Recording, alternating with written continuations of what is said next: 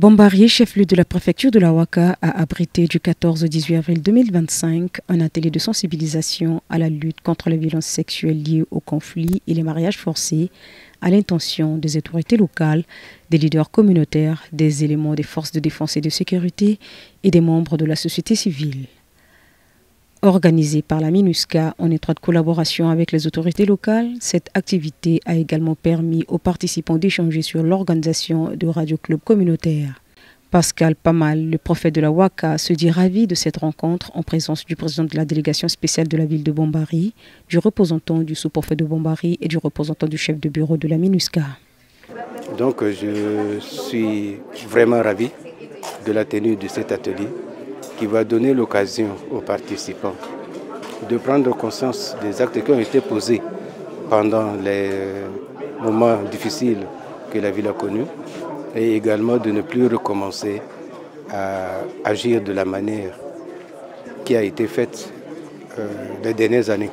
Parce que la femme et la fille sont nos sœurs, sont nos mamans, sont des centrafricaines, sont des êtres vivants qu'on doit protéger, qu'on doit aimer. Les différentes thématiques de cet atelier permettront aux participants de mieux comprendre tous les aspects des violences sexuelles liées au conflit, notamment comment les identifier et comment lutter contre, tout en soutenant les survivantes. Charlotte Wissler, conseillère à la section protection des femmes à la MINUSCA, parle de la différence entre la violence sexuelle et la violence sexuelle liée au conflit.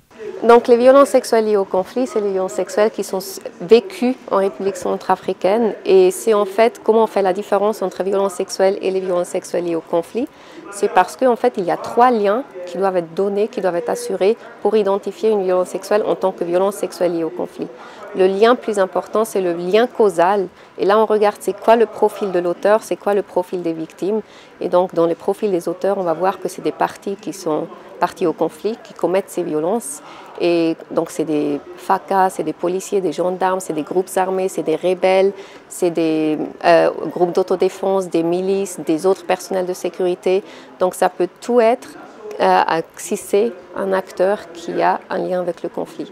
Ça peut aussi même être des transhumants, par exemple, qui sont soutenus par un groupe armé, qui sont protégés par des groupes armés, et c'est qu'eux, là, ils commettent des violences sexuelles, qui sont armés, ça peut aussi être considéré comme de violences sexuelles liées au conflit. Évidemment aussi le lien temporaire, qu'il faut savoir que cette violence sexuelle a été commise avant, durant ou juste après un conflit, et aussi le lien géographique, que cette violence sexuelle est commise dans un espace où il est considéré d'être en conflit, et la République centrafricaine, c'est un pays considéré comme en conflit. La lutte contre les violences sexuelles liées au conflit requiert des actions concertées sur le plan national et local pour combattre la stigmatisation et l'exclusion des survivants.